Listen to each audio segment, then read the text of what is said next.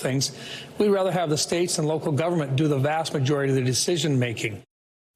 Joining me now, former Education Secretary under President Obama, Arne Duncan. Arne, it's really good to see you again. Let's get into this, because this bill to eliminate the Department of Education, it would require support from Democrats to get the 60 Senate votes needed to pass it, which is extremely unlikely. So can this effort actually succeed under Donald Trump? And how could stripping the agency of funds or power impact students? First of all, this is never going to happen. I've been saying repeatedly, this is just another broken Trump campaign promise, like building the wall, like saying Mexico's going to pay for the wall. It's not going to happen. Whether his supporters ever feel misled or betrayed, I don't know. But it makes no sense to try and close the Department of Education. So much of the funding goes for, children with disabilities, for example, 7.5 million children across the country with disabilities who get access to a free and fair public education because of the Department of Education's funds. And last time I checked, Alex, those children are the children of parents who happen to vote Republican, who happen to vote Democratic. It truly doesn't matter. This is a smokescreen. Also, as you know, 90% of the funding for public education comes at the local level from states and districts, not at the federal level. So this is not a serious attempt to help us educate our way to a better economy, to strengthen our nation through world-class public education. This is about politicizing and weaponizing education, which has no benefits for any of our children. So let's look at this. Reading and math test scores, they're down. Teacher turnover is high. Schools are increasingly becoming segregated, and we've seen more and more school shootings.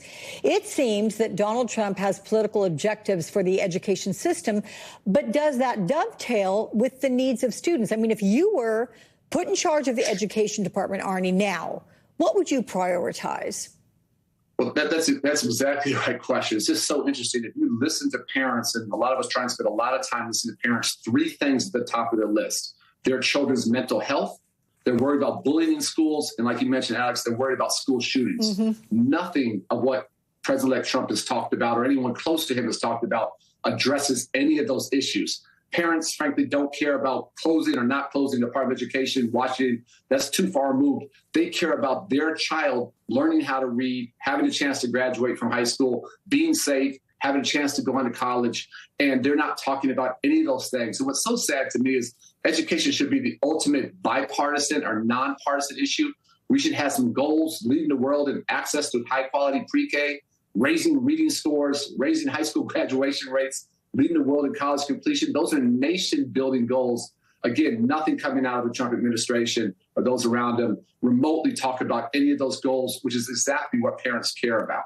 Yeah, that last part of the tape we just heard, Donald Trump, he said he wants to bring prayer back to our schools. And yesterday, the Texas State School Board approved curriculum that includes Bible-based lessons in elementary schools.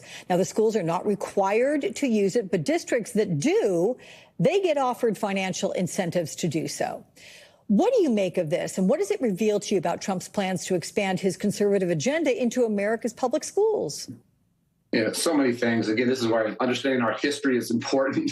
America was founded, as you know, to fight from a nation that pushes one religion, and the separation of church and state is what makes America America. And to somehow walk away from that is crazy. Secondly, Alex, can you imagine if a state or district tried to teach the Torah or the Quran? The kind of blowback and pushback you would get. And then the final thing, it's really interesting. If you look at the states who are pushing these things, Texas, Oklahoma, Louisiana, they rank at the bottom nationally. I think Texas is 38th nationally for K-12 public education. Oklahoma is like 44th. Louisiana is 49th. They're at the bottom. They don't need to be worried about these things. They need to teach their children to read and raise graduation rates. These are all distractions. And I really worry they're trying to sow mistrust of local neighborhood schools. And so much of the Trump agenda is trying to drive down trust in the media, drive down trust in government, in governmental institutions, that they start to drive down trust in our neighborhood public schools, defund them, make parents worry about their local public schools rather than trying to make them strong enough to help their children get a world-class education. Those are all tricks out of an authoritarian leader's playbook. At the end of the day, Alex, truly, that's what I think this is about. It's about sowing mistrust of every institution, including in our neighborhood public schools across the country. Linda McMahon, she is going to hold the same title that you did when you served as Secretary of Education. What do you think of that? What do you think of her potential? Well, if you look at so many of Trump's picks for the cabinet, unfortunately, what are the common themes, the common denominators? She, like many, have been accused not just of sexual assault, but of covering up sexual assault. And so there's ongoing suits there. And you have on her profile there that she served on the Connecticut Board of Education. What's very important to note is she served for about a year.